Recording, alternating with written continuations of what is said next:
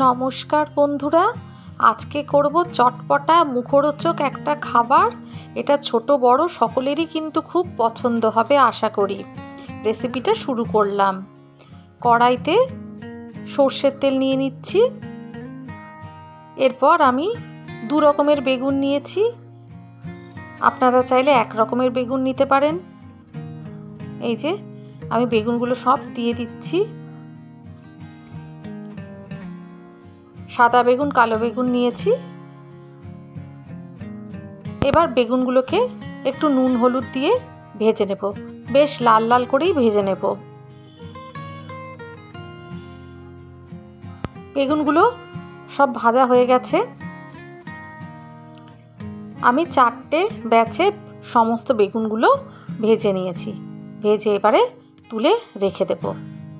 এই যে সব ভাজা হয়ে গেছে, রেখে দিয়েছি। এবার ওই তেলের মধ্যে আমি গোটা সাদা জিরে আর শুকনো লঙ্কা ভেঙে দিয়ে দিলাম 7-8টা রসুনের কোয়া, 7-8টা কাঁচা লঙ্কা একদম কুচি কুচি করে কেটে নিয়েছি, কেটে দিয়ে দিলাম।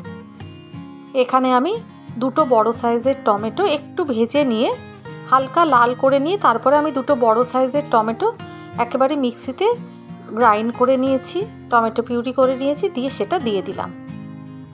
এরপরে আমি সমস্ত গুঁড়ো মশলাগুলো দেব। প্রথমে হলুদ গুঁড়ো দিলাম, কাশ্মীরি মির্চ দিচ্ছি, ধনে গুঁড়ো দিচ্ছি আর জিরে গুঁড়ো দিচ্ছি। প্রয়োজন মতো নুন দিয়ে দিচ্ছি। দিয়ে ভালো করে সব কিছু মশলা মিশিয়ে নিয়ে মশলাটাকে একটু কষিয়ে নেব। মশলা কষানো হয়ে গেছে। ভেজে তুলে রাখা বেগুনগুলো এরপর আমি মশলার মধ্যে দিয়ে দিলাম। দিয়ে বেগুনের সাথে খুব ভালো করে মশলাটা মিশিয়ে নেব। এটাতে এই রেসিপিতে কিন্তু একদমই কোনো জল পড়বে না। এরপরে আমি একটা পাতিলেবুর রস দিয়ে দিচ্ছি, সামান্য বিট নুন দিয়ে দিচ্ছি। এইগুলো কিন্তু এই বেগুনের তরকারিটাকে একদমই আচারি বেগুন করে তুলবে, চটপটা করে তুলবে। এবার সব কিছু মিশিয়ে নিলাম। ভালো করে এরকম শুকনো শুকনো করে করতে হবে।